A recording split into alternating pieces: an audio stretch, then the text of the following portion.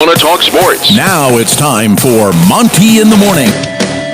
Hey, yo, man. It's May the 4th. Be with you. Oh, Star Wars reference, so original. Can I tell you how much I hate that?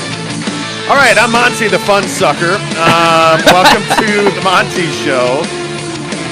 We are going to discuss that Star Wars is overrated.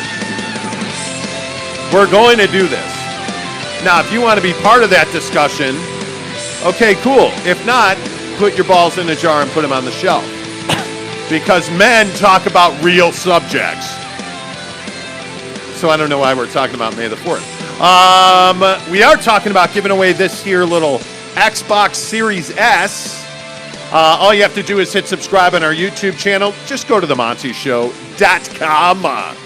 The Monty Show, M-O-N-T-Y, themontyshow.com, which is where you will find our YouTube channel. You simply hit subscribe, take a photo of it, tag at The Monty Show and at SLC Supercars on Twitter or the Gram. Yes, we are getting entries on Instagram. The Gram. The Gram. Kent Walters, Who? who is a longtime listener who got off of Twitter because he was tired of it. Kent Walters hit us on Twitter. Well, thank you, Kent. With the old subscribe machine there. So wait, he hit us on Instagram? You said On he got Instagram. off with Twitter. I'm sorry. Yeah. He hit us on Instagram, as did Ishmael Beck Nielsen Signs. Who the f*** is that guy? He's an assistant musician. Okay. Appreciate you being here, Ishmael. He's in Spain. And I will say that this here program has gone global. We also got some folks in China. The international contingent. Appreciate that. Just hit subscribe. And, oh, by the way, let's get to work. Talking the NBA. How about the Jazz last night? How about the Lakers last night? And how about the Nuggets last night? Obviously, what the Jazz did last night was absolutely imperative. They needed it 100%. The Utah Jazz dominated and give you everything you want out of that win. I think the thing that really stands out to me is that you got performances up and down the roster, which is really important. And I think one of the more intriguing things, and I know we've talked about this, is Bojan Bogdanovic's transformation, his maturation to a low block force in the NBA. It's been really impressive to me watching Bojan Bogdanovic change from a three-point guy, a guy that relied on the three-point game to score, now to a guy that's actually working on his footwork, back to the basket, running the floor, dunking on dudes. He actually dunked on a dude last night. Now with San Antonio, let's not get carried away. But I thought Bojan Bogdanovic was the reason that they won this game, Jake. And my question is, how does he keep this going when Donovan Mitchell and Mike Conley get back?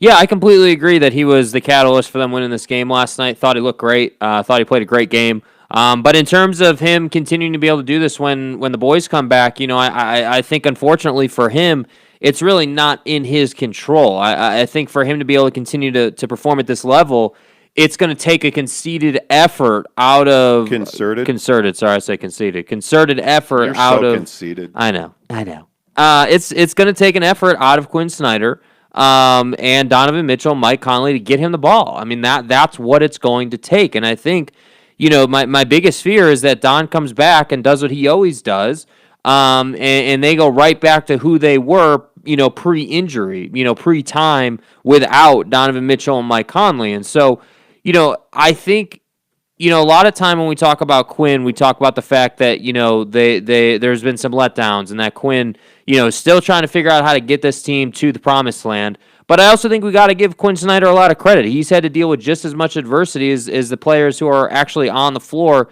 playing the game. And I think this is just yet another small detail that he's got to figure out. How do I continue to get 25, maybe even 30 on some nights from Bogey? Because when that happens, they are definitely a better team for it. And I know we have a ton of people who always comment on the show that say, well, last year in the bubble, if they had Bogey, they would have won. All right, well, if that's the case, then let's see it this year. You know, they're in a prime position. He's going really well. Now they just got to find a balance when Donovan Mitchell and Mike Conley come back. And if they do that, they're going to be in a great spot.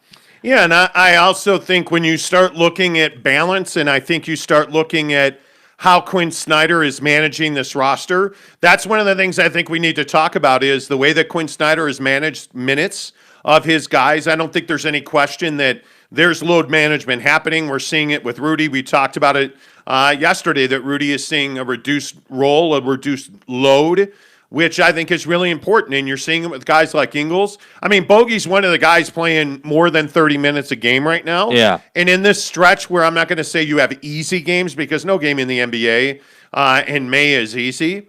But in this game, in the stretch where you have games that you're winning by double digits, I think it is absolutely imperative that guys like Rudy, guys like Jingles, that your heavy minute guys, Derek Favors comes to mind. Workhorses. Yeah, your workhorses get fewer minutes, and you need to play guys like Clarkson and Bogey heavier minutes. Jordan Clarkson is trying to find himself again. He struggled again last night. Even though he scored, his three-point shooting's gone away. And I think it's imperative that, Bojan Bogdanovic continue to get minutes playing on the block, not being reliant on that three. Mm-hmm. So I absolutely think Quinn Snyder's doing a great job managing these minutes.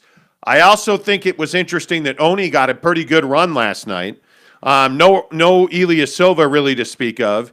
And you're seeing that he's trying to work guys in and keep them ready to go because I think Quinn Snyder knows you're going to need more than the 7-8 guys that you're comfortable playing.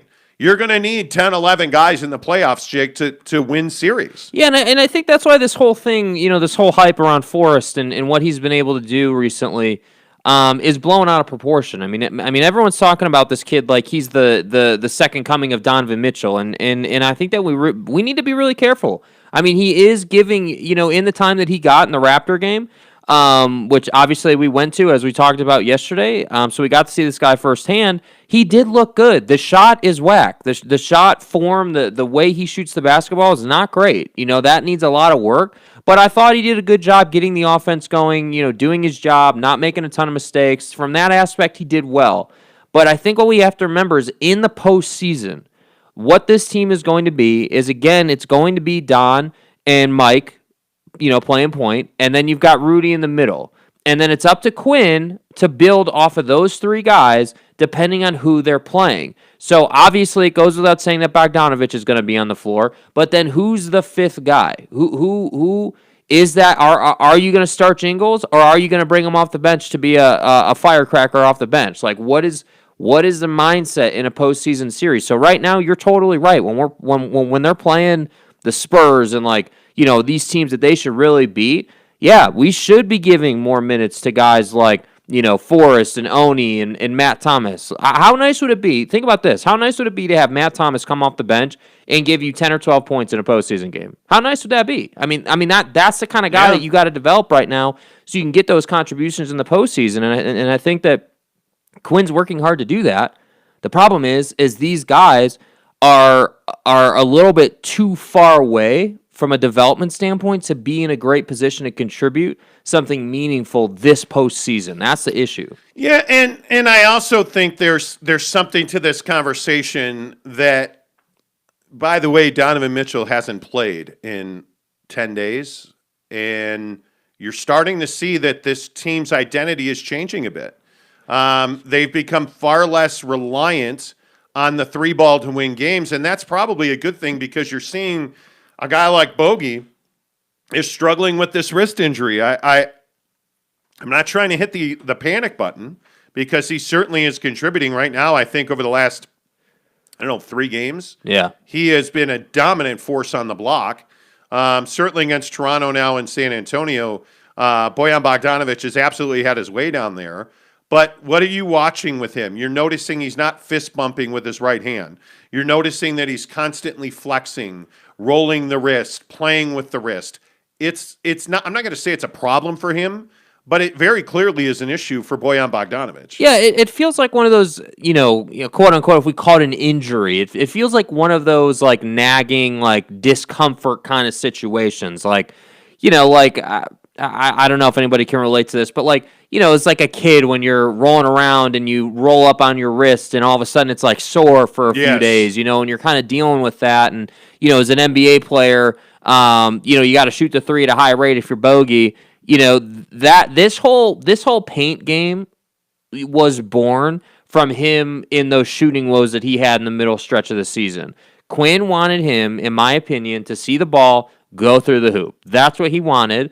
And all of a sudden, once you start playing that way, you see, hey, there's this big opportunity. If Bogdanović can play on the block, if he could somehow mature into a player that isn't just solely focused on scoring from the block, like let's say, yes, he did score, but then he could also distribute a little bit from the block. Okay, now you've got options. Now we're talking about a guy who is a 2, maybe even 3-dimensional player on the floor for you. Yes. And I like that aspect. I like that a lot because if I can have, bogey on the block, and then, we see this with all the great teams, right? We see it with LeBron. We see it with KD. We see it with all the great players. They play from the block, and they distribute out. If they can get that kind of a dynamic with Rudy Gobert rebounding, I do think that is a nice recipe for success. Yeah, and I also think the other thing that you have to look at is that the Jazz as a whole are struggling to shoot the three.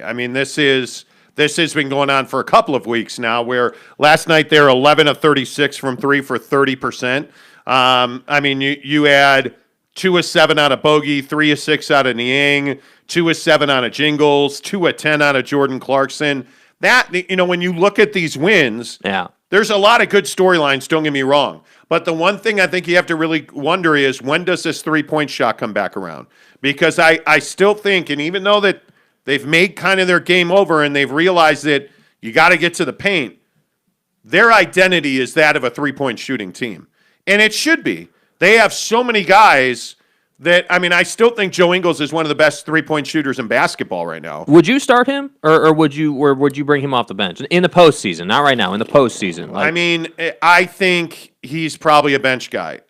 Because I think you need his production and his defense off the bench, and I think Joe is not a young buck anymore. Mm-hmm. Every minute that he plays is.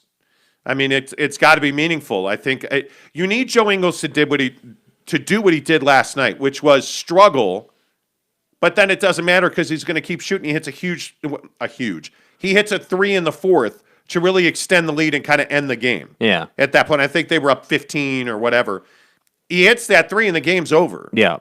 Right. That's Joe Ingles. He hits big shots. He could be 0 of 10. The 11th shot's going in.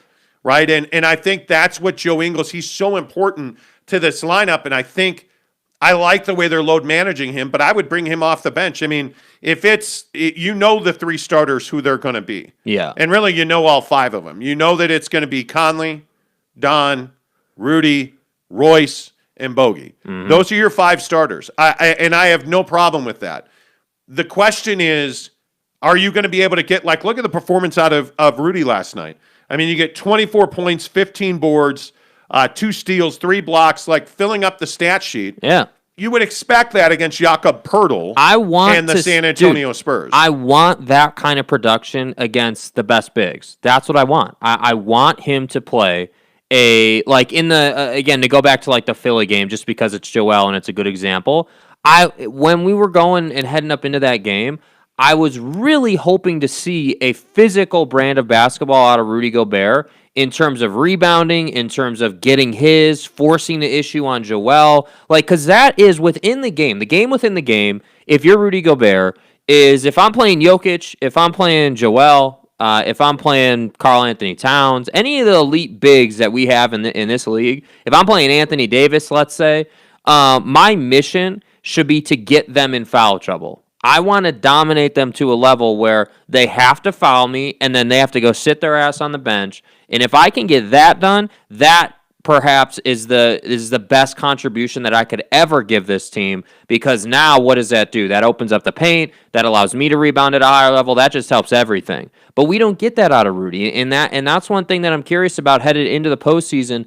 Does his mindset change from constantly complaining to the officials and constantly being this guy that is just a nuisance, obnoxious But by player? the way, that's becoming a team-wide thing. I think you're starting to see, Bogey lobbying the officials during timeouts. Joe Ingles has always been a very diplomatic communicator with the officials, but you're starting to see that it's every single play. Yeah. Rudy and Bogdanović are on the officials. Well, and there was one point during the Raptor game where Quinn had called a timeout. You've got Quinn talking to an official. You had Clarkson talking to an official, and you had Rudy talking to an official. And the guy Rudy was talking to is a G League official because of the officiating situation. So that's why I say, like, you're totally right. Maybe it is just a team-wide thing that it's too much. Yeah, I mean, honestly, it's too much. Yeah. But, here nor there, I think the biggest issue is for the Jazz is how do you keep Bogey going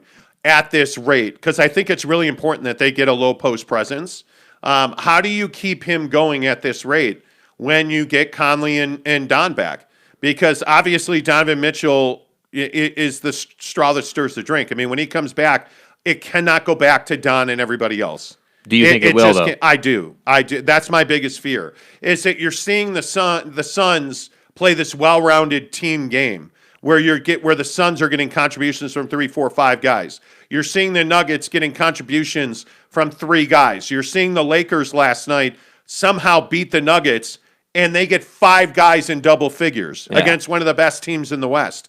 You're looking at the Knicks. You're like, all of these teams have 2, 3 guys. The Jazz in crunch time turn into Donovan and everybody else. Right. And it's something that you really need to pay attention to. Already a lot of people commenting. Brandon Whiteside, good morning to you. Tell me that the Suns minus Booker and Paul would be able to put together what the Jazz are doing now. They would. Against the competition the Jazz are facing, they would. I mean, Toronto without Kyle Lowry, with an injured, Van Vliet, without Gary Trent, without, a lot of their guys, they would. The Spurs are very clearly not on, and it depends on the night because of the way they play. The Spurs are not a very good team. Yeah. I mean, but if you look at how the Jazz are winning, it's that they're playing a volume of guys, and you're getting a kind of a transformative performance out of Bogdanović. Mm-hmm. But you're watching the games that they lose. They lost by 21 to Phoenix. So am I supposed to be impressed that you're pounding teams like San Antonio? No, you should. And that tells you you're a good basketball team. If the Suns were without Devin Booker and without Chris Paul, I think they'd beat the Spurs. That's just my opinion. At home, I think they'd beat the Spurs. Yeah. I think if the Jazz were fully healthy and the Suns were without Chris Paul and Devin Booker, the Jazz would win by 21. But I don't, and this is the other thing that I think is interesting is, I don't think these are special performances. It's the San Antonio Spurs, who are not very good. You look at that team; they're turnover machines. Jakob Poeltl's just he's not a number 1 big in this league. Yeah, and I think you're getting good performances out of guys like Rudy Gay, DeMar DeRozan. That's all well and good, but other than that, obviously Dejounte Murray is a nice player. But the Spurs aren't intimidating anymore. They don't have anything that scares you. There's nothing there that you can't handle. Yeah. So I'm not saying that what the what the Jazz are doing is poor. I mean, I think they did exactly what you wanted them to do last night. They came out and dominated. I mean, I guess here's the thing. Are we supposed to sit here and say that last night was some great performance? Like, yeah, they handled their business. Rudy did what Rudy should have done. I think that's what I'm saying. Like, again, I don't mean to hold the contract over the guy's head, but if you're a $200 million player, I expect 20 and 15 out of you. That's as a big, especially as a big who is so consistently in the paint and focused on rebounding, I would expect 20 cleanup points and 15 boards. That is not unrealistic. It's not. I mean, you're literally talking about Embiid going against the Jazz. I think he did 40 and 25 or something ridiculous like that. So 20 and 15 is not some astronomical performance. That's what it should be. I think that's what you would expect. Last night is what you would expect out of Rudy when the opposing team's big. It's what happened against Toronto. Toronto doesn't have bigs. I look at the games that this team loses more than I look at the games that this team wins. And if you go up and down the losses, how do you explain losing to Minnesota, who's one of the worst teams in the NBA? Well, because they're coming together and they're playing well, and they've got a productive big. I look at the loss to Phoenix. I mean, that's without Donovan Mitchell and Mike Conley. You would expect that loss. I mean, I go back to the Laker loss. That was a little surprising. But you chose not to play your guys and you load managed and you lost that game. The loss to the Wizards, same thing. Like these wins and losses are predictable. There was a guy on YouTube yesterday who was all upset, saying that all we do is bring the negative. And I don't usually read a lot of YouTube comments post haste. But I look at some of these, it's some of the feelings. Like his name is Randy East. He says, just for the record, I did some backtracking on your podcast. I really lost count of the number of programs where you guys let off on disrespecting the Jazz. Well, how is it disrespecting? And so I said, where exactly were we wrong? The Jazz have essentially followed the script we wrote for them in January all the way to losing to Phoenix. It's not hating when it's the truth. Yeah. And his answer was, well, those are your facts, Monty, not NBA facts. And it's like, okay, I'll say this to Brandon, I'll say this to Tyler, to Will, to all of our most passionate Jazz fans. You can say that I'm a hater or that we're haters, but where have we been wrong about this team? Where have we misled you? And I just think when you look at where they are, this is a great win last night because they dominated. They did exactly what you would expect. You got another big performance out of Bojan Bogdanovic. It's exactly what this team needed. You're doing exactly what you should be doing. You're not doing anything special. You're not doing anything over the top. You're not doing anything that any other team isn't doing. But it's important now that you get every win possible because the Suns have a distinctly more difficult schedule. And I think with the Nuggets loss last night in Los Angeles, it pretty much eliminates them as a factor in the West. I think it is the Suns and the Jazz, and I think the Jazz are going to win the Western Conference. I think the Jazz are going to have home court advantage throughout because I think the Suns have a very difficult schedule, and frankly, the Jazz do not. Now, obviously, there are other factors in that. What's going on with Donovan Mitchell? Right. How long is Mike Conley going to be out? Because this is nothing. He's injured. Mike Conley is injured now. This is not load management. This is not rest. Mike Conley hurt his hamstring, and he's not able to play right now. How long is that going to go on? You have, 10 days, 12 days left in the season? There's no longer time. Look at what's going on in Los Angeles with LeBron. Yeah. If you look at LeBron James right now, this guy's hurt. He's not injured. He's hurt. He cannot play. He tried. He missed the game last night because he's got residual ankle soreness. I mean, this guy almost broke his leg. And I think a lot of people don't realize that. A high ankle sprain essentially is 1 millimeter from a leg break. 1 millimeter from a leg break. And I look at LeBron trying to come back. The guy was in a boot the next day after he played. He was limping up and down the floor. LeBron's not ready to play. But why is he pushing? Because he realizes that team needs him. And I'll say this about the Lakers, especially from last night. I actually think right now, today, on May the 4th be with you, the Lakers are better off without LeBron James. Okay, you're going to have to explain why, because people are going to call you crazy. Well, I mean, you can call me crazy if you want. He's not capable of producing right now. Yeah. This is not a guy that can play at the rim. This is not a guy that I would think can hit a consistent jump shot. He's on one leg, and it's not a knee, it's an ankle. Yeah, I mean, he has no mobility. He was a liability defensively. Yeah. I just don't see when you're getting contributions, and I mean deep contributions. Again, Talon Horton-Tucker last night. I look at the way that he as THC has played. I mean, he's nothing short of sensational for them off the bench. I look at Caruso starting 28 minutes, 11 points. You get 10 out of Caldwell Pope. You get 25 out of AD. You get 10 out of Gasol. You only had to play Montrezl Harrell 10 minutes last night. It's nice. Right? I mean, Talon Horton-Tucker again. Yeah. They're balanced. He gives you double digits. Yeah, they have depth. They're getting contributions from the deep. Why are you rushing LeBron James back? Yeah, I think that this question looms for many teams right now, which is how much should we care about seeding? So, like, for the Jazz, with Mike Conley and Donovan Mitchell, how bad do you want the 1 seed? How much do you care about having the 1 seed? I would tell you that this team needs to have home court advantage throughout to have a shot to make the NBA Finals. I think that's just a necessary thing for them. And I part ways on the whole thing about the Suns not having a great shot to win the West or whatever. Like, to me, again, I'll just keep saying I think the Suns are a battle-tested team. I think they do not care about going on the road and playing a good team at their better building. On the road. Yeah, so like I think this team is more. If there was ever going to be a team that could get this mission done with the difficult schedule that's left, it would be this Suns team. However, it does need to be said. It is very easy for any team, Jazz, Suns, Lakers, whoever, to have a mental lapse and lose an important game that they really need to win to lock that up. So, yes, I do acknowledge that the schedule is a factor, but I just think that these two teams are very even right now. And I think that the Jazz need to get these guys back as soon as possible, because I don't like the prospect of heading into the postseason.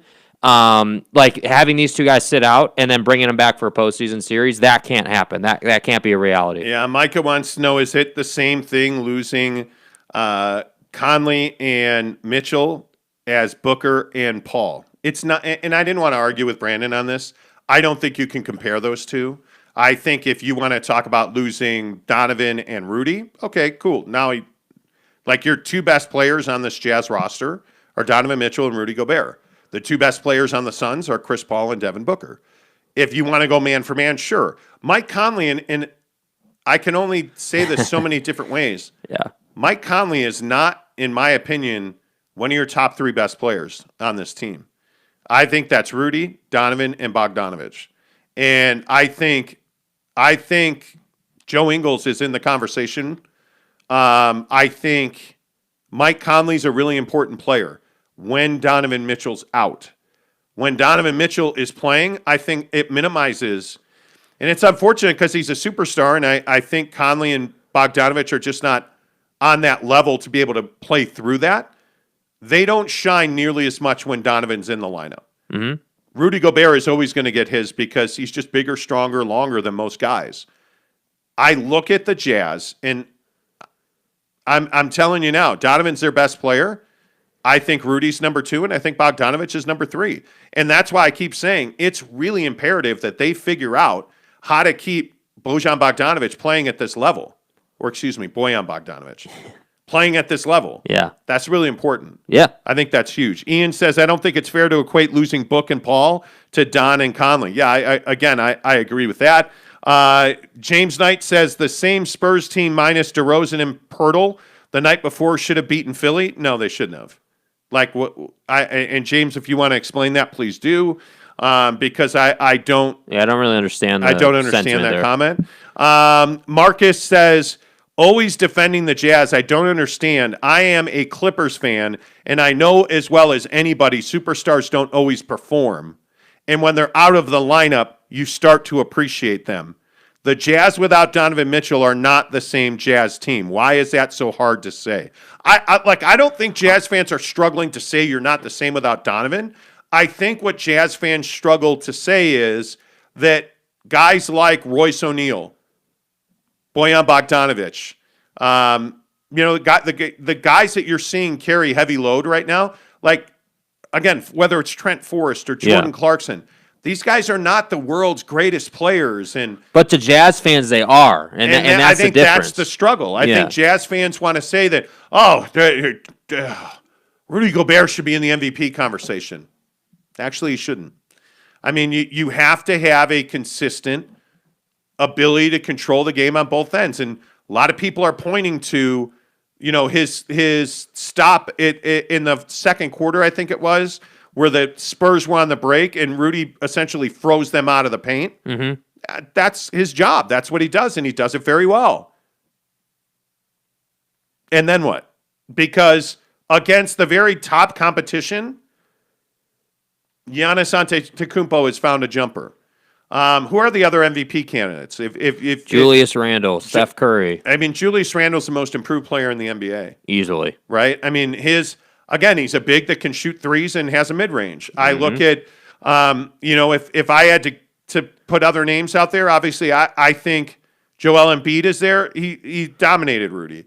I look at Steph Curry. His performance last night was nothing short of sensational. Luka Doncic. Where are the Mavericks without Luka?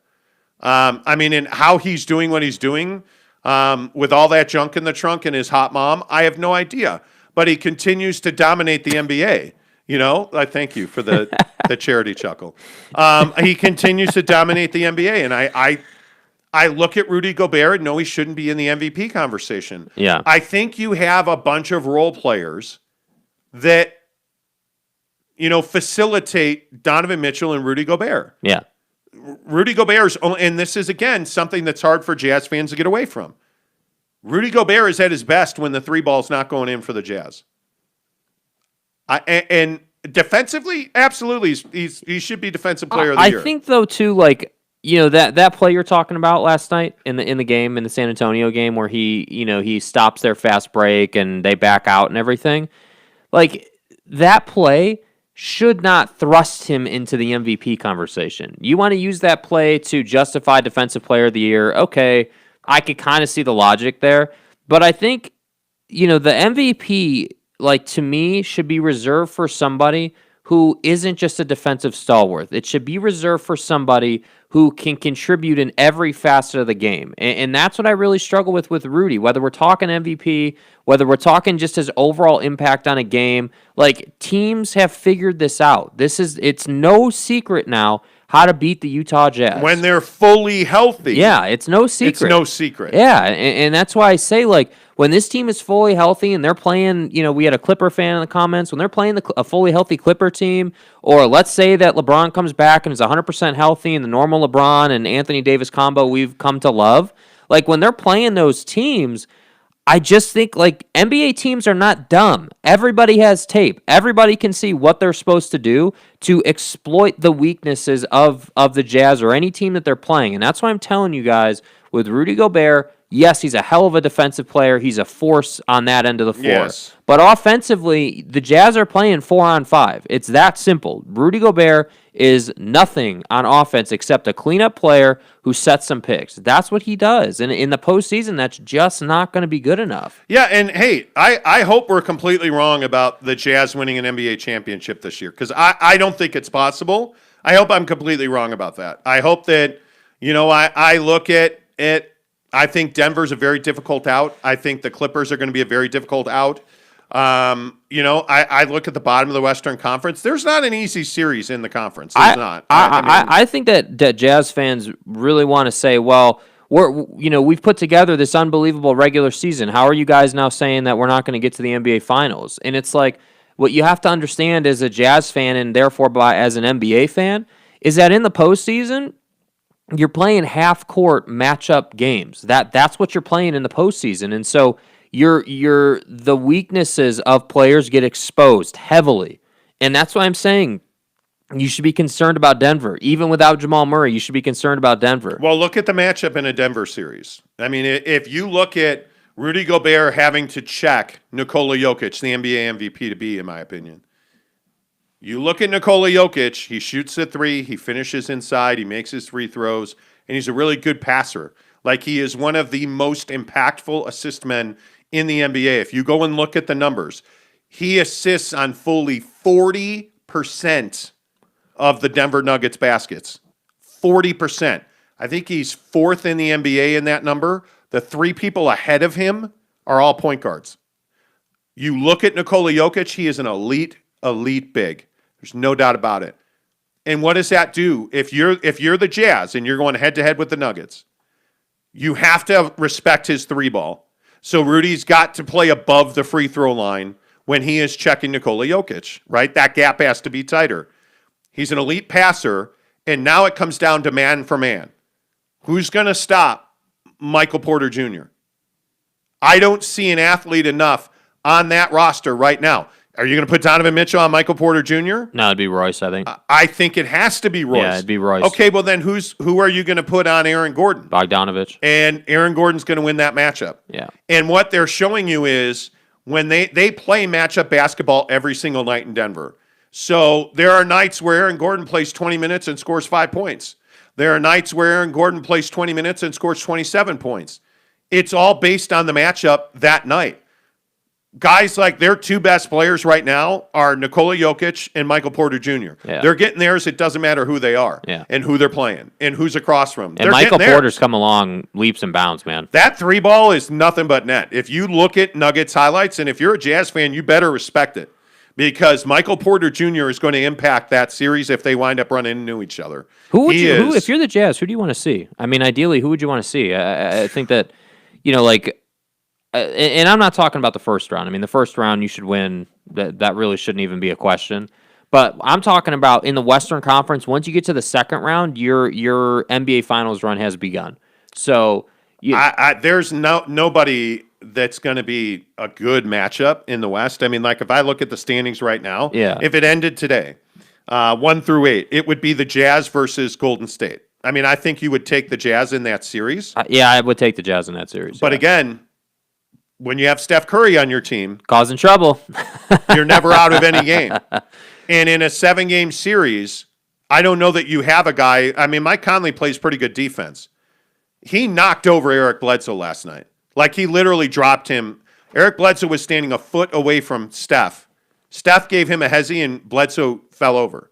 I mean, he is playing unbelievable basketball. Jazz win that series. Look at. You don't want Portland. You don't want You certainly don't want Dallas. I think Dallas, they make threes in the way that Porzingis and Luka are playing together.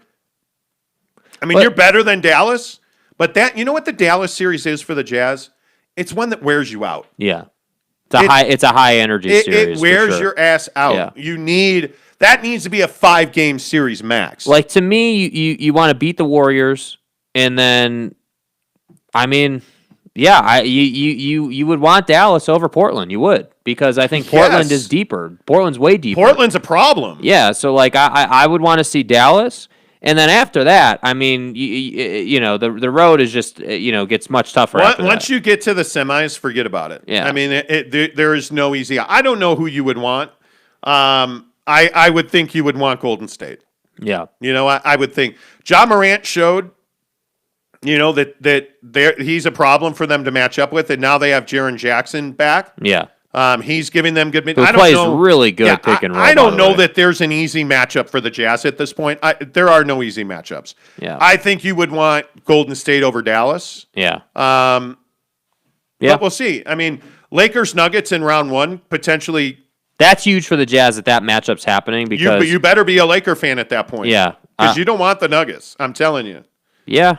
I don't know. I can see potential issues in both series. Like I think that this particular year you probably want to face the Lakers over the Nuggets, but I think that overall for this Jazz team, I also think that there's this side of this conversation where the Jazz definitely control their fate. So what I mean is that earlier in the show today we've talked about how when Don and Mike come back, what does that do to Bogdanović? Yes. Does that cut his production down? Do they make an effort to keep feeding him the ball? Like what do they do? So let's just assume that they keep feeding him. You're getting 25 out of Bogey. You're getting 25 to 30 out of Don. You're getting 15 to 20 out of Mike. Rudy's getting his 15 to 20 and 10 to 15 boards. You'll never lose a game. You won't lose a game if that happens. Ever. The problem is that I think that Bogey, one way or the other, it's not to blame anybody, but one way or the other in a postseason series will be minimized. And I think when NBA games get to a certain point in the postseason, superstars take over.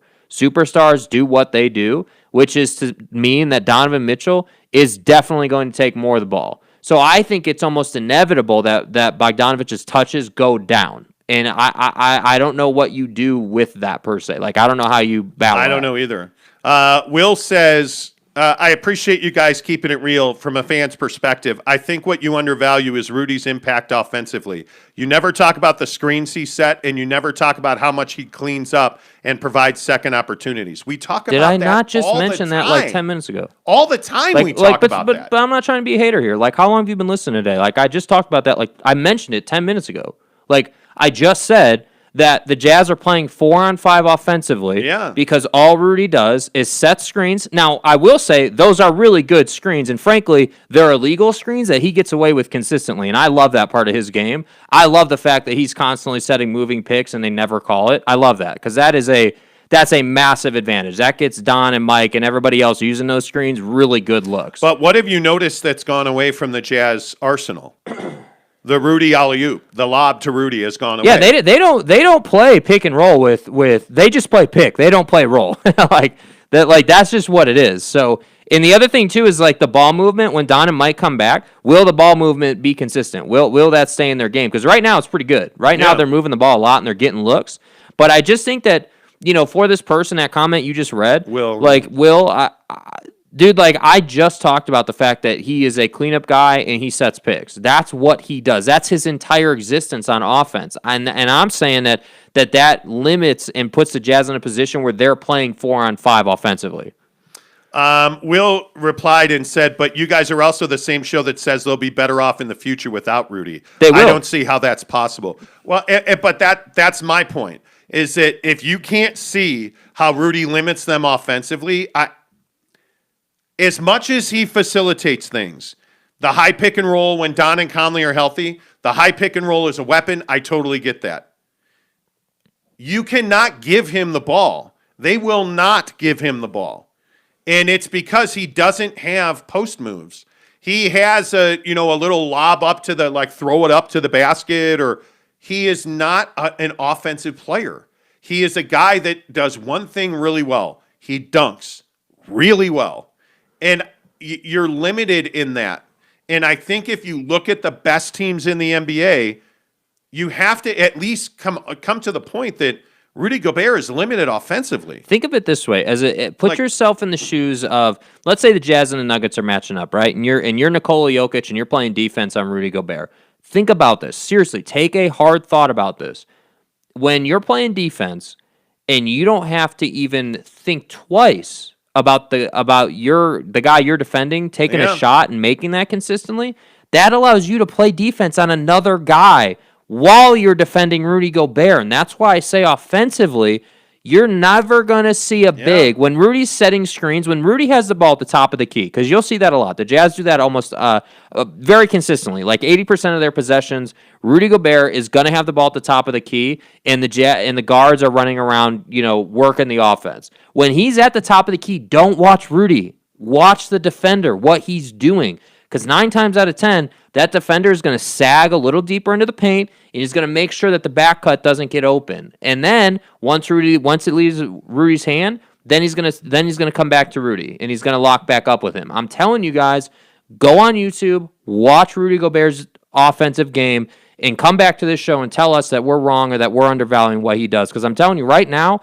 we watch every game. We know his game. I can tell you all about what he can do and what he can't do, and he does not have anything else besides a screen and rebounding and cleaning up. That's all he does, and that's why they're at a disadvantage. Yeah, and again, I just point to the Lakers with or without Anthony Davis. Mm-hmm. They're fine without LeBron. They're a playoff team without LeBron. They're not a playoff team without Anthony Davis.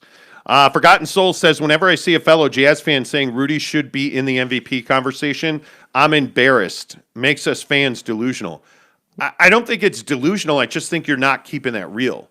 And Forgotten Souls, I think you have a really good point there. Brandon Whiteside says MVP is Paul. Taking a lotto team to a top 2 seed, he's the MVP. Most Jazz fans know we have a bunch of G Leaguers with our top players. We aren't a perennial lotto team. Well, you used to be.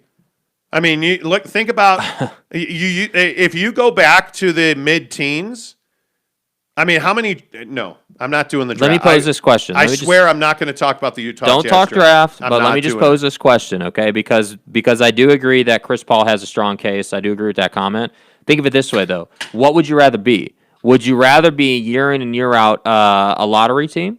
Or would you rather be what the Jazz have been, which is a 5 or 6 seed trying to be a 1 or 2 seed? On the cusp of being relevant. And you just can't get over the hump. No.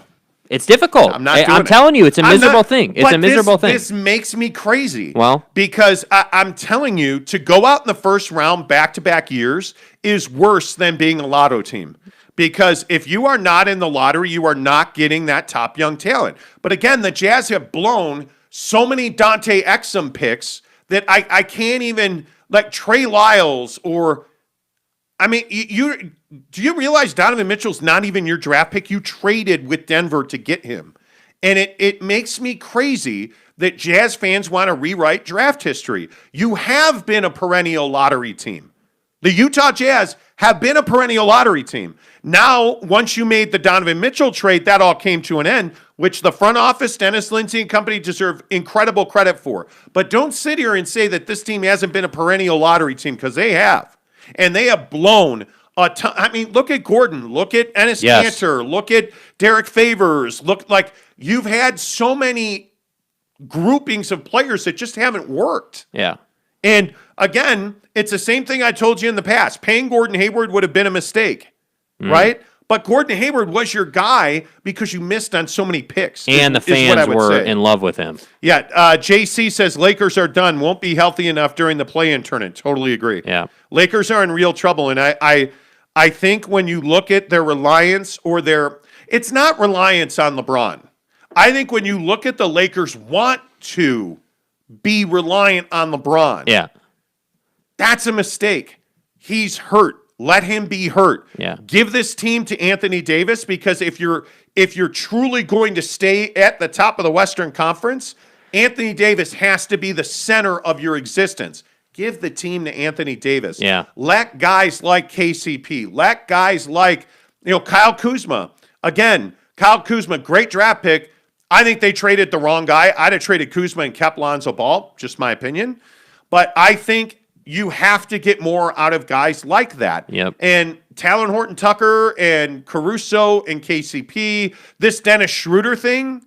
Now Dennis Schroeder is in the health and safety protocol. He's probably out a minimum of 10 days. Another huge loss for the Lakers. Yeah. He's likely out the rest of the regular season. Dennis Schroeder's a huge part of what they do on both ends of the floor. The Lakers, it's just not their year with the injuries, and now this thing. By the way, you won the championship last year. Yeah. Hey, you can take a year off. Yes. So I agree. And by the way, probably not on today's show, but at some point, maybe after the season, we got to start talking about how many years LeBron has left, because I think this injury is really starting to bring that to the forefront for him. And I think we're definitely I think it's probably 2 seasons left, like legit. I think it's probably 2 seasons. With what? Like in his career. I don't know okay.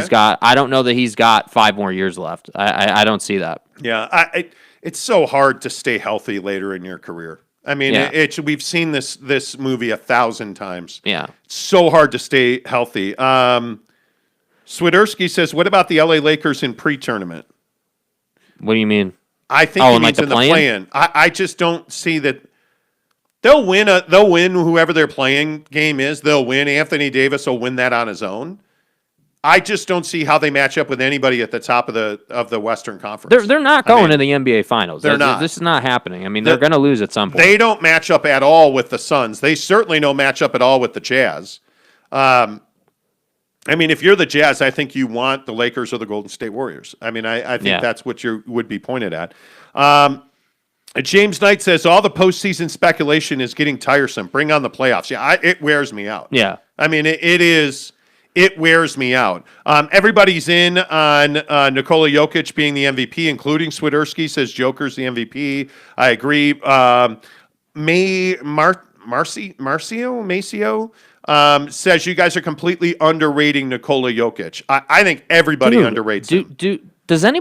Do you guys actually listen to the show, like the things that we say? Well, I'd assume he's not talking about us, because I just sat here and slurped Nikola Jokic for 5 minutes. Are you kidding me? It's going to be interesting. The whole thing is going to be very interesting. I think by the way, we're not even talking about the Eastern Conference. I mean, what's to talk about? It's 2 teams. What are the Nets doing? It's 2 teams. What are the Nets doing? I don't. They're just chilling. They're chilling. I mean, Any team that believes that they can hit some switch and become elite, listen, you're asking for trouble. I know you're asking for trouble, but I'm just telling you, even if James doesn't play, Kevin Durant and Kyrie Irving together is just a lethal combination. And I think that you're seeing, they lose the Bucks game, and Kevin Durant gives you, I think, 39, right around that 40 number. He's back. He's ready. And I think that the Nets, yes, I agree. It would be nice to see them kind of take that conference and run with it. But by the way, Mr. Mitch wants to know why we're not talking about Julius Randle for MVP. I think he should absolutely be in the discussion. I mean, here are my MVPs. Number 1, I think, is Nikola Jokic.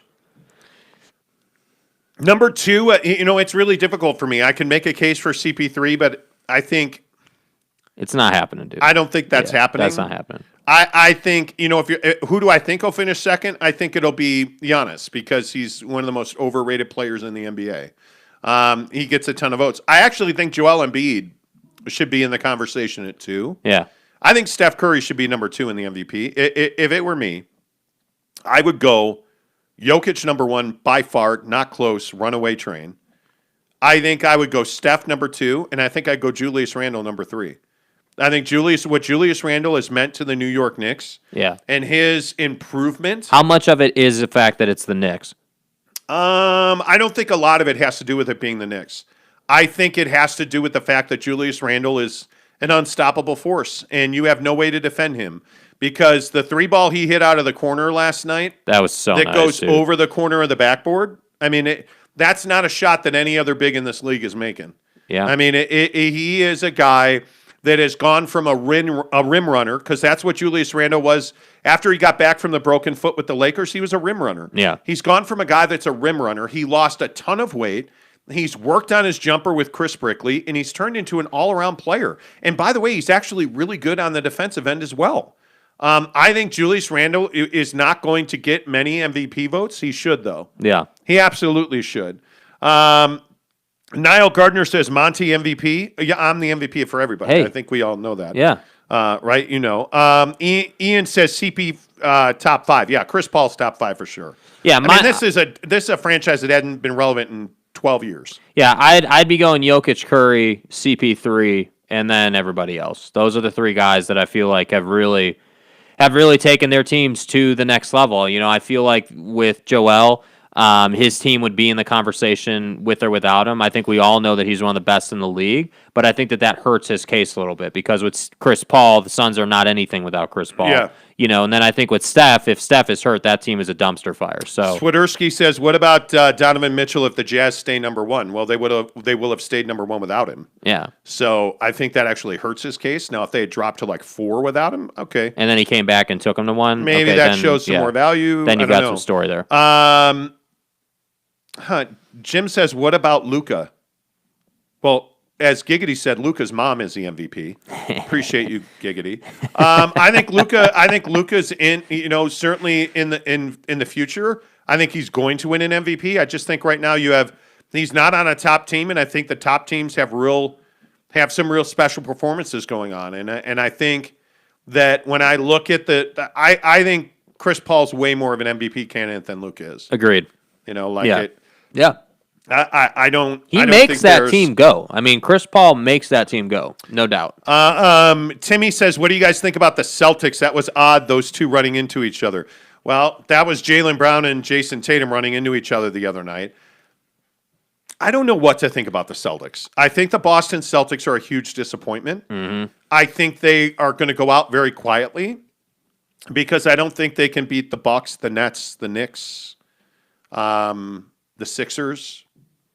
I don't think they're on par with those teams. Mm-hmm. And I think unlike the if I look up and down the standings in the East, I don't see a lot of depth in the East. Yeah, I think the thing with the Celtics is they don't have enough to win, but they have just enough to be relevant. You know what I mean? Like they have just enough to be in the picture, but they don't have enough to do anything substantial. And I don't even know that this is a Brad Stevens problem. Like I feel like this team post Kyrie Irving, like ever since then, has just been missing the it factor.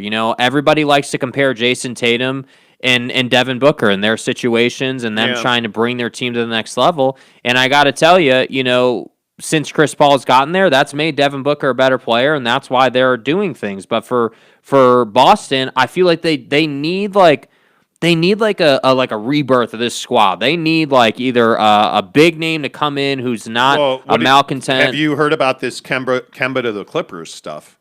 I mean, if they truly, with all due respect to Brad Stevens, I think he's had a good run in Boston, but I would replace him. If you trade Kemba Walker, I think you're going to have to remake the team. Yeah. I mean, the only untouchable there is Jason Tatum. I think I would probably move a lot of that other talent. I mean, now they're a playoff team, they're going to be in the play-in tournament, I think. Because I think Miami's finally playing better basketball. But, the team at the bottom of the East that you should be terrified about is the Washington Wizards, because they're going to be in the playoffs. They're going to be in one of those play-in games, and right now it's going to be Boston versus Washington. I think I'd actually go Washington with that. Yeah, Washington is the classic bracket buster if there ever was one. A bad team who's snuck into the postseason, riding high, has all the momentum. Yeah. Nobody's saying they're going to do big things, and then all of a sudden they knock you out. Well, and I think one of the things that's really interesting is look at who's out of the playoffs in the East. You're looking at Toronto, who we saw the other night here in Salt Lake. I mean, they're just in shambles with injuries. Mm-hmm. You look at the Chicago Bulls without Zach LaVine. I think it feels like it's been about a month. Yeah. It's had to be 8-10 games. Without him, Vucevic didn't play last night. You just look at the bottom of the East. Washington all of a sudden has become this very dangerous basketball team with Bradley Beal and Russell Westbrook dominating, and you're getting really good performances out of other guys on that roster, and I think they're going to be a handful. I would not want to be Brad Stevens trying to figure out how to beat Washington. Yeah, because that's not good. I think that's a very difficult thing to navigate. Swiderski says Celtics, season of pain. Yeah, man, that's all it is, dude. They're just kind of grinding through it. Yep, Jordan McDonald, good morning to you. He says Suns Jazz could realistically make the finals. This could be the best playoff in years. Anyone can win it. Totally agree. Yeah, I think the West is where it's at. Like, I love, everybody makes the joke that I like to slurp Kevin Durant, and I do. I love Kevin Durant, but I'm not a Nets fan per se. They are a fun team to watch, but I'm not. The Nets haven't done enough for me to be like, man, I really I'm into this team. Like, I love Kevin Durant, but other than that in the East, there's really not. My only question is who's going to the. Not compelling. Yeah, okay, cool. So. For me, it's all right, I'm into the West. I love the West, the Jazz, the Suns, the Lakers, the Clippers, all these teams that are just compelling as hell. And then you've got the East where you're like, all right, I don't really care about the East. Just tell me who's going to be in the finals, and we'll battle it out in the West. That's it. That's all it is, man. Yeah, I don't find Milwaukee. Look, it's probably because I grew up in Chicago, but fuck Milwaukee. I don't Whatever. Excuse my French. I just don't care. Milwaukee is uninteresting to me. You know what I mean? And I try not to curse on this show, but it's why I don't care about Aaron Rodgers, who we're going to talk about in a minute. But I just Milwaukee's not interesting. I would love to see a Phoenix Utah Western Conference Finals for the NBA championship. Yeah. But if the Nets get to the finals, Oof. there's nobody in the West that's beating the Nets. Yeah. I mean, if James Harden ever comes back from his labial fold tear, I think that it is what it is. I mean, that's his ham just in his buttocks. Anyway, the point is, if Harden ever gets healthy again ever, and those three play together, it'd be a miracle. I think without Harden, they don't win a championship. Yeah. I think Harden and KD together, they win a championship. Harden and KD together, they're a championship team. Kyrie and KD together, I don't know. Jordan McDonald says Nets Milwaukee would be an amazing series. Actually, it would. That's true.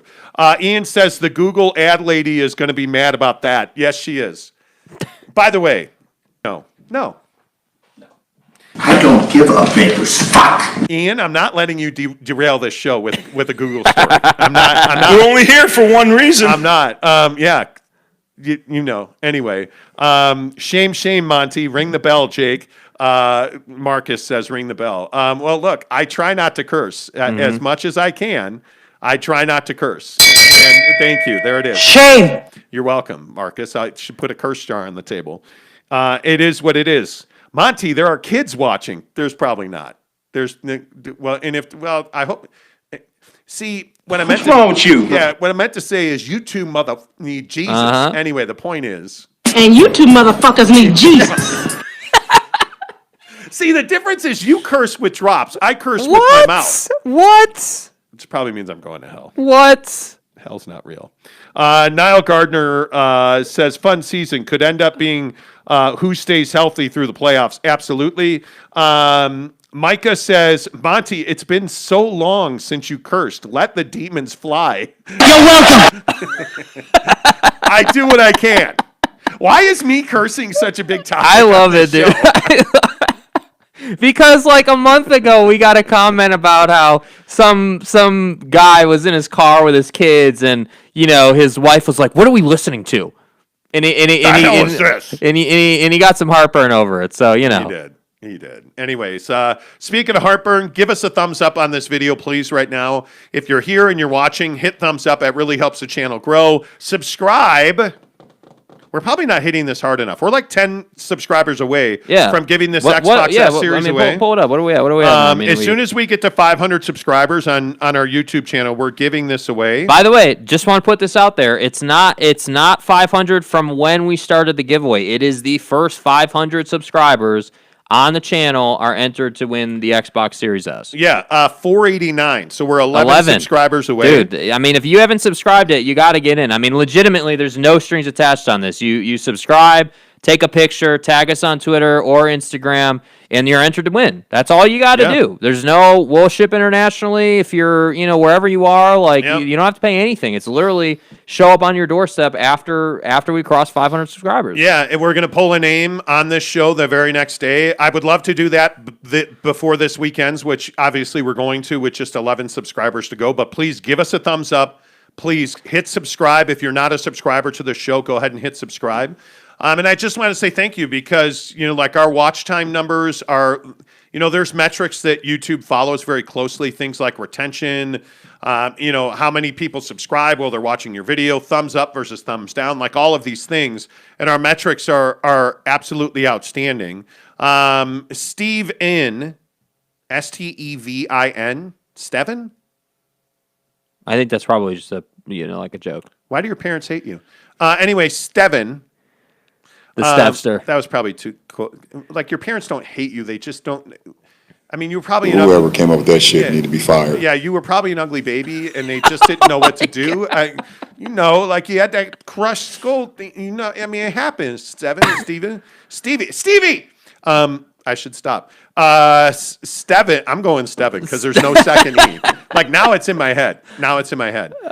Says Steven, watching from Portugal. Wow. Enjoyed the Let's Grand go. Prix. Thank you. Watching from Portugal. Are you still a Chelsea fan like you used to be? Dude, this person's been watching for a minute. Damn. Listen. I mean, Chelsea's no Manchester United where the fans hate the owner so much they try to set the pitch on fire on Saturday. Oh! My mind is blown! That's what I'm saying. They lit the field on fire, bro. I'm a massive Chelsea Football Club supporter. Huge. Notice he said supporter, not fan. Can't wait to go back.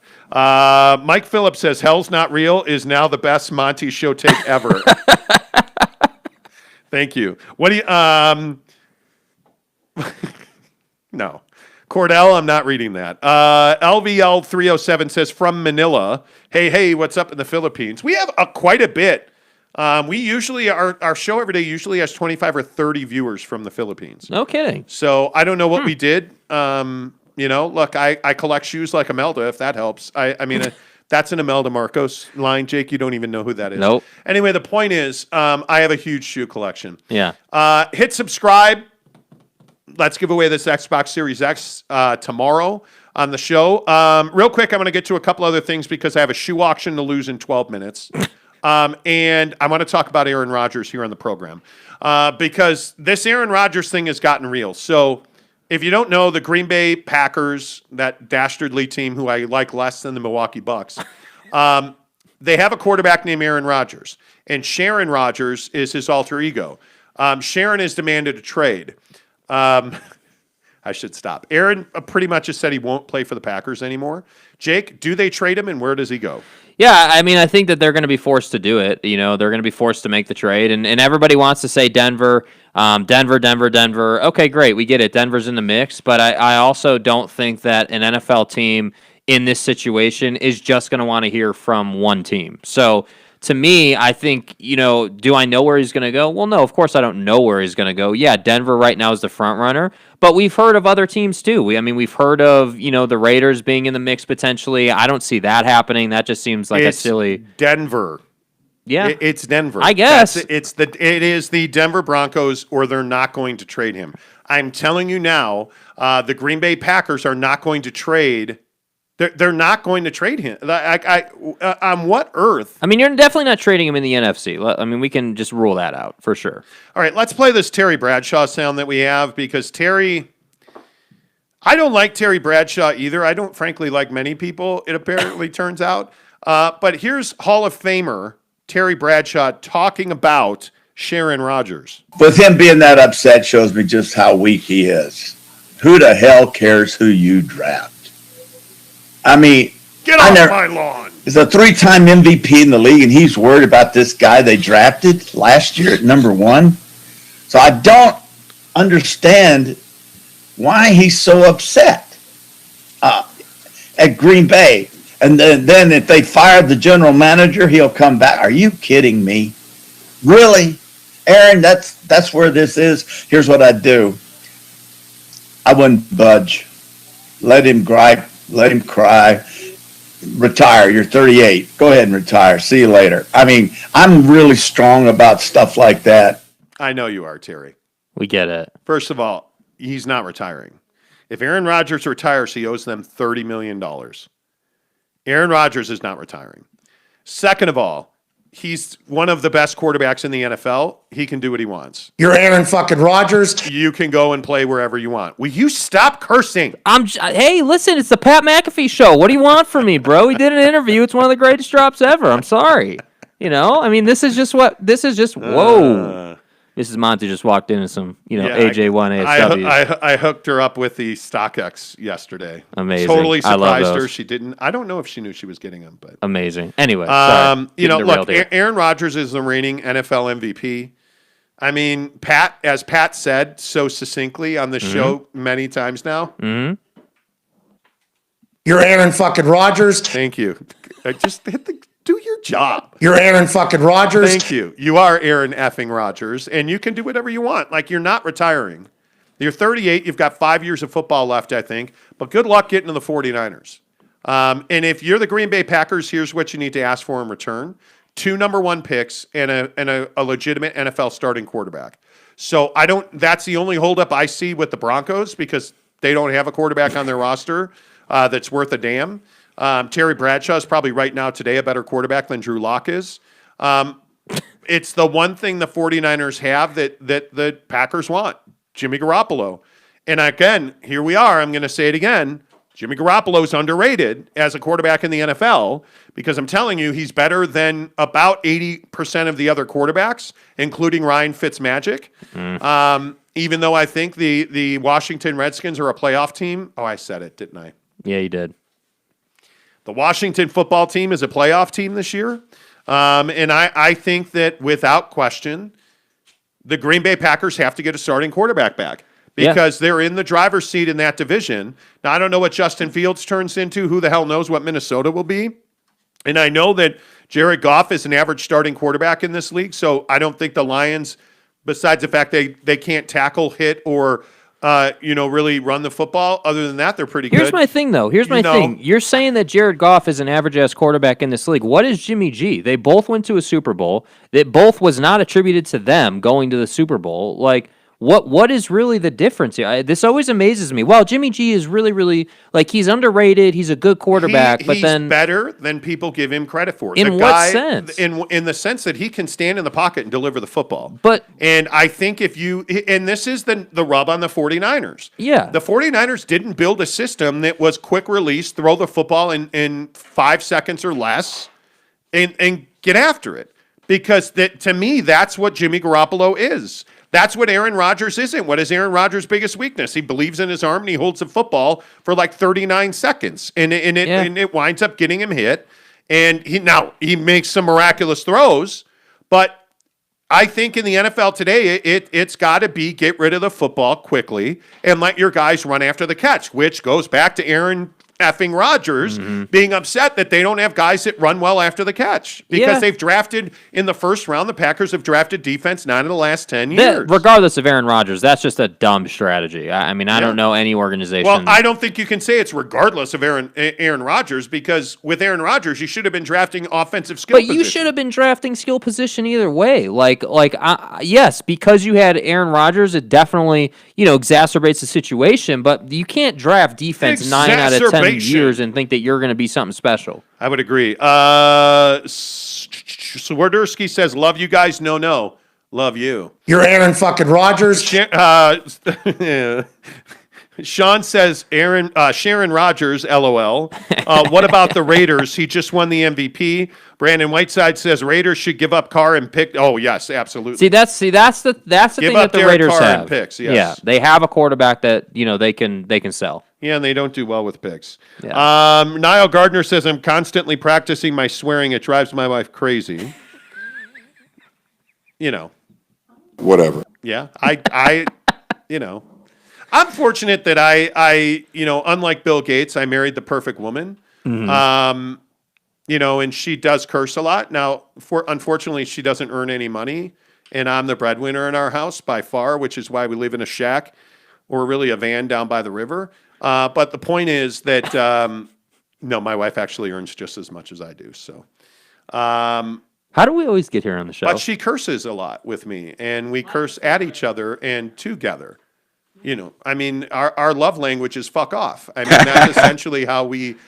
Anyway, the point is, yes, we have 4 minutes until the draw opens, so we must talk about how overrated Star Wars is. To end the show today is May the 4th be with you. Please don't ever say that to me in person. I may become violent. May the 4th be with you. You're already upsetting Mrs. Monty. May the 4th be with you is this thing that everybody puts on T-shirts. And, I'm going to wear this T-shirt so tomorrow on Cinco de Mayo I can get drunk. Like, that's what May the 4th be with you is. Cool, bro. Let's eat tacos before Cinco Shout de Mayo. out to all the people right? that take PTO for Cinco de Mayo. Right? Idiot. Like, the thing that I love is people are like, it's May the 4th, which means we can have Taco Tuesday. But then we can have back-to-back tacos, fat ass, because tomorrow's Cinco de Mayo. Like, all right, cool. Star Wars is overrated. So let's talk about the greatest movie franchises ever. Here are the franchises I believe are better than Star Wars. Anything with Jason Bourne in it. Yeah. Let's see, Fifth Element. My wife is yelling in the background, Fifth Element. That was not a trilogy. Thanks. Appreciate Empty. it. The opposite of full. I'm just saying. Is Harry Potter better than Star Wars? Harry Potter's definitely one of the best series of all time. That's not but what I asked. better than Star Wars? I don't know. I think if you ask a person my age, yes, it is. If you ask someone like you, no, it's not. Marvel. What about the Marvel? Yeah, he just called me old. Thanks. Cold-blooded, clean, methodical, and thorough. Yeah, I'm trying to lose weight. Get off my back. What about the Marvel universe? So Iron Man, Hulk, Iron Man 2, Iron Man 17. I think I'm going Star Wars over Marvel. Yeah. The Hunger Games. Yeah, Hunger Games feels like it's right on the same level as like Divergent. I feel like they're kind of one and the same. And I'd like to procreate with Jennifer Lawrence. And we were saying that. I mean, possibly. Okay. As far as series go, Yeah. the original Star Wars Empire Strikes Back Return of the Jedi It was good. should have stopped right there. Yeah. Right? Yeah. I don't need to see, whoever that stupid character was. I can't remember his name. Jar Jar Binks. Okay. Please, let him get hit by a truck in the next series and then his life is over. Here's what's going to happen. Tonto. These are not the droids you're looking for, Jar Jar. Jerkwad. Indiana Jones. Never got into it. Although it's Really? legendary. Never got into Indiana Jones. I don't think it's better than Star Wars. Okay. The Spider-Man movies? No, I'll just keep going. Yeah. The Muppets.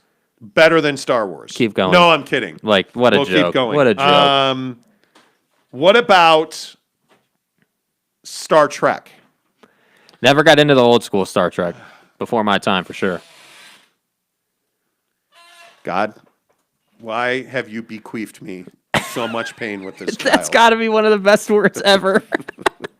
The Star Trek series is better than Star Wars. I don't think there's any doubt about it. I think the Search for Spock, The Wrath of Khan, Spock! The Final Frontier. I think the 80s Star Trek movies were unbelievable. And when James T. Kirk was not a 1,000-pound alcoholic, well, that's actually William Shatner in real life. And See, he's swollen and it's rosacea. That's cute. You I know. remember when I had my first beer. Yeah, Willie. Star Wars better than Star Trek. I don't think there's any doubt about that. Wait, you're talking old Star Trek, not the new stuff. Don't stop it. Planet of the Apes, better or worse than Star Wars? Worse. Star Wars is yeah, Star Wars probably better. better. Here's the critical one. Yeah. The Batman series. I want it. Okay. Batman Returns, Batman Forever, Batman and Robin, Batman. Now, it's really Batman Begins through The Dark Knight Rises. The answer is yes. It's better. I hated The Dark Knight Rises. I hated that movie. Yeah, but The Dark Knight is like undefeated. Well, next to The Fifth Element, it's the best movie ever made. Mm-hmm. So, yeah. Mm-hmm. I think the Batman series is better than Star Wars. Yeah. If you said to me, do you want to watch Return of the Jedi? Or do you want to watch The Dark Knight? Mm-hmm. Man. I want it. I do. I think I'm going Dark Knight. Where's the Italian? I think The Joker on his own. yeah, but okay. Darth Vader is a much better villain than the Joker. Stop. Okay. Don't start with me on that. All right, how come about on. James Bond or the Star Wars movies? Star Wars? Better than see. Didn't I teach you about the trappings of crack? Right? Like I told you not to smoke draws crack. open. Draws open. Draws open. Uh-oh. Draws open. Thank you, I'm Jake. just going to go into crisis lockdown mode. Yeah, here at the house. Thank you. And it won't load. Are you serious? You're a dead man. All right, let's go ahead and Join the draw. Okay, come on. So This is on the Sneakers app, by the way. Look how long it's taking. Forever. Oh my God, I'm going to lose my mind. Please. Donnie? There's this one shoe, the Air Jordan 1. That one that's available today. You want this to keep it or sell it? I want to keep it. You want to keep Everybody in this house, if you're not going for that shoe, just don't. Okay, and then what's wrong with you? Yeah, what's wrong with you? And then the LeBron that's out today. Yes, absolutely. it? Okay. Submit, confirm. All right. There you submit. go. There you go. Okay, I'm waiting. Okay. It's just spinning. Okay. It is spinning. Yep. Got it. All right, there you go. All right, good talk. The Bond series or the Star Wars series? I mean, yeah, I like the Bond series, but it doesn't feel. I don't know, man. My wife is currently. Yeah, cursing in there's the a. Yeah. All right, let's read some of your thoughts before we end the show. Jordan McDonald says Lord of the Rings, Dark Knight trilogy. Okay, I'm down with that. Yeah, Lord of the Rings definitely has to be there. Mike Phillips says they're mostly corny, but I love the Bond movies. See, me too. I love the Bond movies. I'm not saying I don't love them, but we're talking about what's better. Sean Connery or the current James Bond guy, Daniel Craig. Daniel Craig. No, and answer this question seriously, because if you lie, your teeth are going to fall out of your head. Okay? Have you ever seen a Sean Connery Bond movie? No. Whatever. Like, see, you say stuff and you don't know what you're talking about. I've seen parts of one. But I Sean haven't seen Connery one back is to an back. amazing James Bond. I'm sure he is, man. And the procreatorial nature of Sean Connery's James Bond was amazing. Mm-hmm. I mean, you know. Right. Giggity says, what about Godfather? Jake's never seen it. Yeah, Fat well, Je- that's not my fault, though. We've Yes, it been is. over this. That's Yes, it not is. my fault. No, Fat it's not. Jesus says, what about Sharknado? Oh, Sharknado over at the Star Wars series, of You course. had to bring it up. Sharknado. Only Fat Jesus would bring up Sharknado. You guys are really going to go through this conversation without MI6? Ooh, Mission Impossible? Me and you have a special Yeah. bond over the Mission Impossible Well, if we're going to series? bring up Mission Impossible, then how do we not bring up Fast and Furious? I mean, come on. Okay. You lose all credibility. Fast and the Furious. Oh, but Paul Walker, and he's dead, and that raises the cinematography value and the stuff. No, it doesn't. The Fast and the Furious movies are terrible, and I What love the them. fuck does one thing have to do with the other? My God, you're cursing a lot. Yeah, Paul Walker being dead has nothing to do with the quality of those movies because they were crappy movies before he died. And we saw the first 5 together, just saying. Yeah, and they're crappy movies now that he's dead still, like a decade ago. But I'm telling you, they're really good crappy movies. So, no, they're not on Star Wars level. No. Absolutely not. Don't bring up Seinfeld again. Oh, well, Seinfeld's, Here we go. Seinfeld's one of the most overrated shows in television history. But that's not a movie series. That's a TV show. That's different. That's what I'm saying. It's different. That's what I'm saying. It's different. It's who you are. Yeah. You know. Yeah. Okay. I do. Uh-huh. I wish they'd have made a sequel to Ronin, but they didn't. Ronin is a really good movie. Favorite, just on its own, dude. real quick, just before we get out of here. Favorite movie of all time? The Dark Knight. Yeah. No, I said your favorite movie of all time. The Dark Knight. Yes, The Dark Knight. Heath Ledger's Joker. Yes. Is your favorite movie of all time? Yes. Yes. Yes. Have you checked? Do you have Man Parts? Here or no? we go. It's not as good as Gladiator. It's not even close to as good as Gladiator. You're taking The Dark Knight over Gladiator. Yes, dude. Yes. Yes. Yes. And I've seen The Gladiator like probably 50 times. You're seriously doing this. Yes. Maximus is a far better character than the Dark Knight. Far better than Well, Bruce who's the Wayne. Dark Knight? Because that's not a character. Oh, absolutely. The Dark Knight is the character. Okay. Absolutely. it is. Mrs. Monty's putting in launch codes over here in the background. Yeah, she is.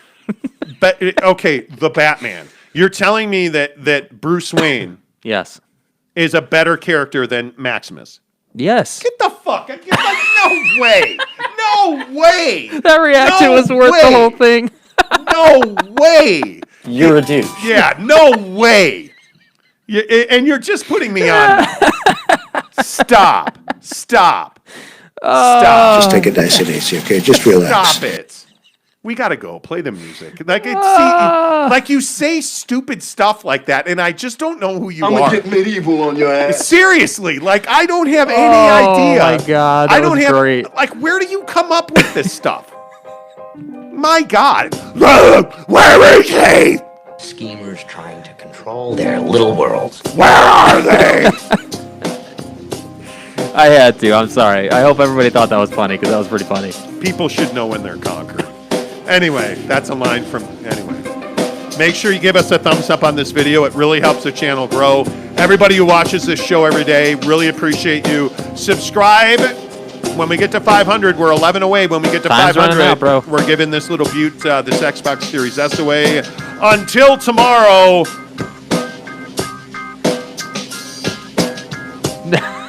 No. Go Yes. ahead. Go ahead. Until tomorrow, say turn your phasers to stun, everybody. Turn your laser guns to stun everybody.